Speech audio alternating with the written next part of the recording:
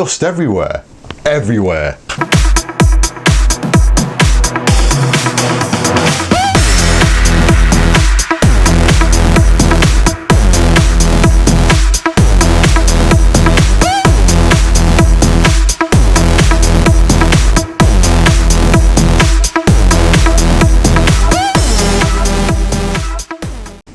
So it is time for the belated video in respect of the PlayStation VR headset. I've been threatening you guys that I was going to do a video on this, and I've been that busy, I just haven't had time.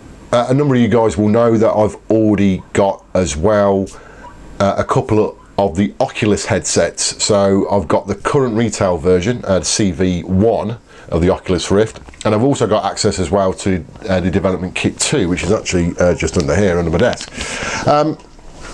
So I've got an element of exposure to VR, and certainly in respect of what is available now, what you can buy now. So I'd like to think I'm going to be a bit objective in respect to some of the comparisons that we'll probably sort of go through, and sort of some of the feelings about it. So it's look, I'm not going to show you the headset. There's enough videos on it. I just want to give you a bit of a sort of mini review, really, on some of the points that I find with the headset, and I suppose a bit of a view about the overall thing to do with VR,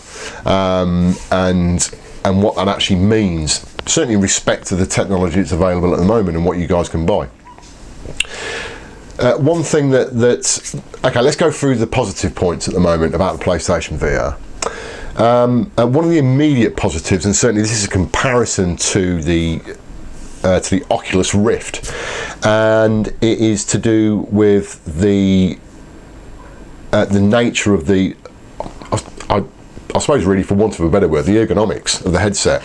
It is, whilst it looks a bit cheap, I think, it's very plasticky, but it is very easy to put on, very easy to put on.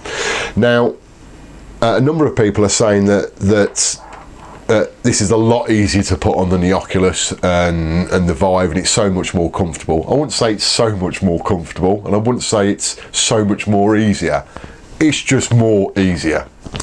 It's just more convenient, and not by a massive amount, in my opinion, but it is more convenient. And there's been some comments that if you wear glasses, then the PSVR is better fitting.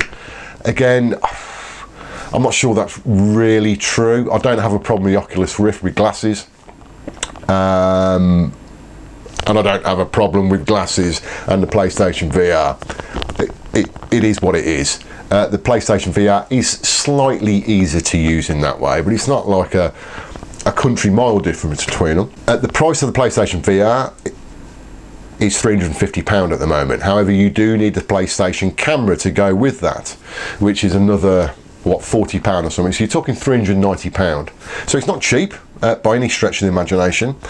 But I suppose if you think about what you need to buy for a PC platform, you need a PC, you need a fairly decent PC, and you need the headset as well.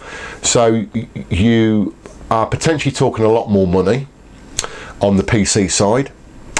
But obviously, to use the PlayStation VR, you need a PlayStation 4 as well. So if you've made an investment in that, obviously you can sort of discount that as part of the overall sum, but it is part of the overall sum.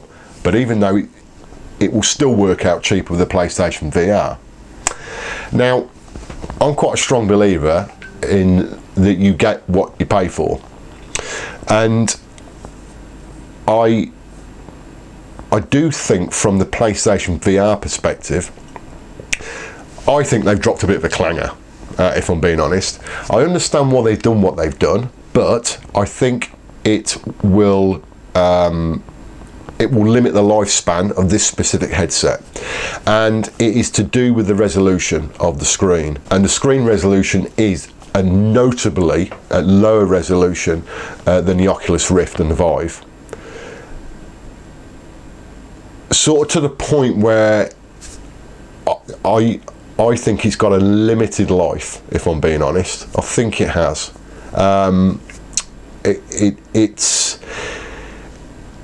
I understand why they've done it. There'll be a cost reason for that, and actually also a processing reason, because the higher the resolution, the more processing power you need.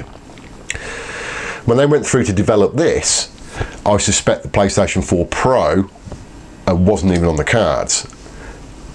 Even if it was, they're not going to limit the headset potentially only to work the PlayStation Pro, because that's a brand new product in effect, and they've already got a massive installed base of the PlayStation 4 already.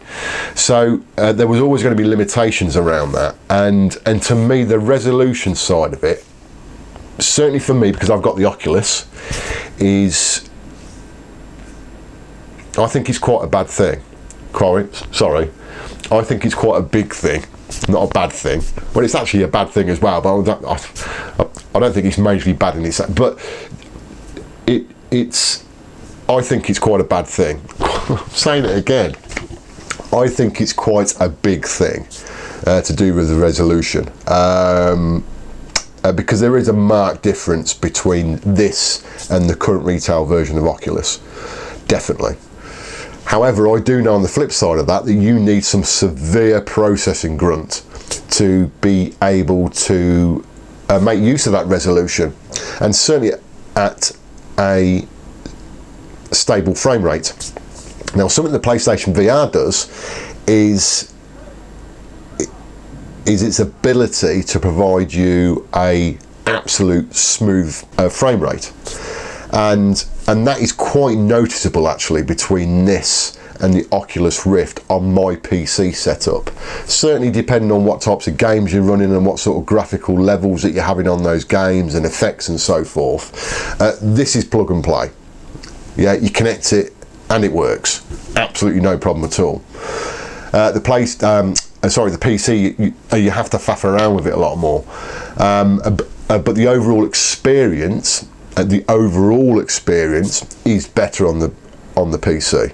It is better on the PC, and I actually think the PC experience, in respect of the technology used, I think that's a lot to do with screens in that respect. So I think everything else around the VR setup, like head tracking, is great on the PC, but certainly the screens, I wouldn't be surprised if there are new versions of the Vive and the Oculus within 18 months. You know, the actual screen quality itself there is much less of a screen door effect on the RGB panel that's being used in this, as opposed to the pentile screens that are being used in Vive and Oculus.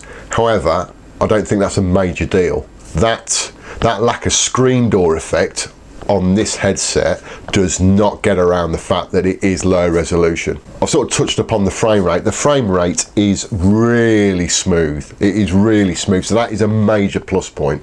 Definitely a major plus point.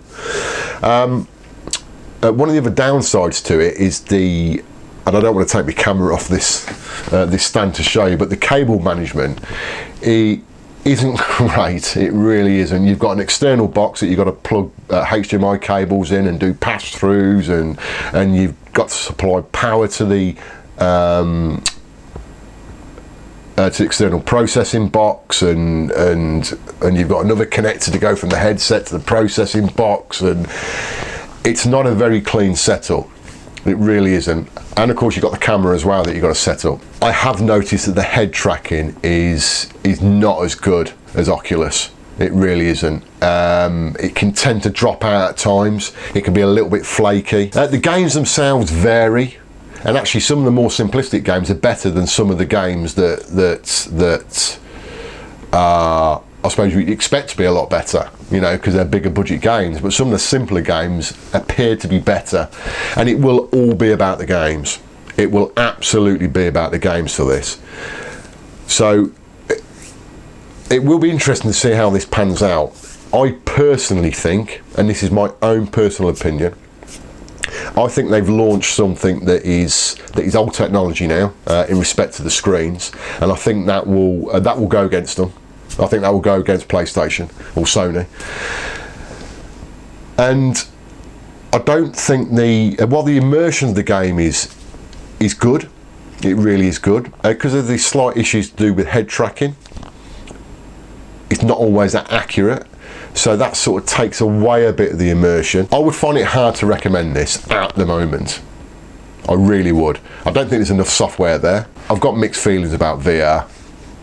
I can't help but think it's just a bit of a, I don't know, a bit of a fad, really. I just can't help but think that.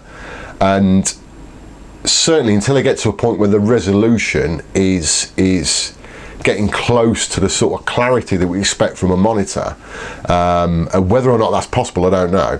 I always think that will potentially hold it back.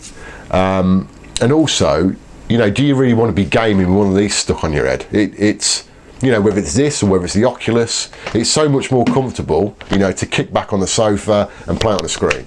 I mean, you know, measurably more comfortable. But, you know, who knows? Who knows the direction this is going to go in? But I would find it hard to recommend this, certainly at the price point.